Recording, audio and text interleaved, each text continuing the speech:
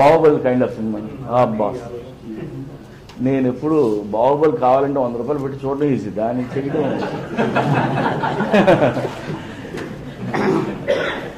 లేదు సార్. 4 ఏళ్ళు ఒక స్క్రిప్ట్ అంటే నేను నాకే 2 నెలల తర్వాత బోర్ వచ్చేస్తుంది, అది ఏ స్క్రిప్ట్ అని సార్. సో అది చూడటమే బెటర్. 2 ఏళ్ళు స్క్రిప్ట్ చేసి ఇంకో 2 ఏళ్ళు షూటింగ్ చేస్తే మంచి చేస్తానా లేదా అనేది లేదు. బట్ నేను చేసే సినిమా కంటే, నా స్క్రిప్ట్ కంటే 2 సంవత్సరాల టైం నాకు చాలా వాల్యుబుల్ అని నేను అనుకుంటాను. సో నేను అందుకే టైం వేస్ట్ చేసుకోను. నాదే కాదు, మిగతా అందరి టైం వేస్ట్ అవుతుంది కదా. పక్క మాస్ క్యారెక్టర్ సార్, డైనమిక్గా ఉంటుంది. బిజినెస్ మ్యాన్ ఆ డైలాగ్ వేరు, ఫ్యామిలీ స్టోరీ అన్నప్పుడు డైలాగ్ ఇంకోలాగా ఉంటాయి. ఇప్పుడు ఎక్కడికి వెళ్తున్నా గ్యాంగ్స్టర్లు తగిలితే డైలాగులు ఒకలా ఉంటాయి, పెద్దన్న మామయ్య తగిలితే ఒకలా ఉంటాయి. వాళ్ళకి వార్నింగ్ ఇవ్వలేం కదా.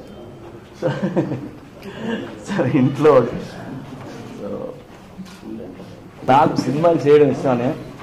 సో ఆ టైంలో ఎవరు ఖాళీ ఉంటే వాళ్ళతో చేస్తా, పెద్ద పెద్ద హీరో కావచ్చు, చిన్న హీరో కావచ్చు, ఎవరు లేకపోతే కొత్త వాళ్ళతో చేస్తా.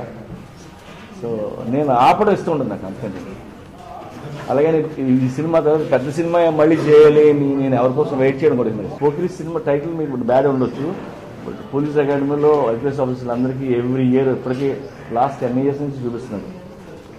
సో ఈవెన్ బిజినెస్ మ్యాన్ కూడా MBA క్లాసుల్లో దాని మోటివేషనల్ క్లాసులు వాడుతున్నారు.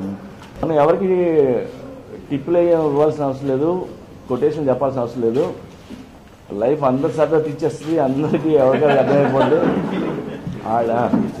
ఒకవేళ మనం చెప్పినా వాళ్ళకి నచ్చదు కూడా, ఎక్కడ కూడా. అండ్ నేను ఎప్పుడు నమ్ముతాను, మనందరికీ తెలియని ఫిలాసఫీ ఏ బైబిల్లో భగవద్గీతలో కూడా ఉంటుంది, నాకు తెలుసు, అందరికీ తెలుసు. మనం పాటించం అంతే. ఇప్పుడు ఎవరైనా స్వామీజీ చెప్తుంటే మనకు తెలియదు ఏం చెప్తారా, మనకు తెలిసిందే మాట్లాడుతుంటాడు. కాకపోతే ఆవిడ మనకు ఏదో టైం ఖాళీగా ఉంటే అది ఏంటుంటాం. మా ఫాదర్ మదర్ నన్ను ఒక చిన్న నాటకం రాస్తే అది చూసి నాకు ఒక 25,000 ఇచ్చి సినిమా ఇండస్ట్రీకి వెళ్ళమని పంపించారు. అదే నేను అడగకుండా. సో నేను వాళ్ళిద్దరికీ నేను థ్యాంక్స్ చెప్తున్నాను ఈ టైంలో. అంటే యూజువల్గా ఏ పేరెంట్స్ ఎంకరేజ్ చేయరు కదా పిల్లలని, అలా వాళ్ళే డబ్బులు ఇచ్చి పంపించారు. సో వాళ్ళు వచ్చిన దగ్గర నుంచి నేను హ్యాపీగా ఉన్నాను, పని చేసుకుంటున్నాను. సో అన్ని విధాలు బాగున్నాను, నా చుట్టూ ఉన్న కూడా బాగున్నాను. పోకిరి తీశాను కదా అని చెప్పి నేను మహేష్ బాబు డేట్ పెడితే అన్నీ ఇచ్చారు. క్యాంపర్ తీశాను కదా అని ఎన్టీఆర్ డేట్లు ఎవరు భయ కథ ఏంటని అడుగుతారు.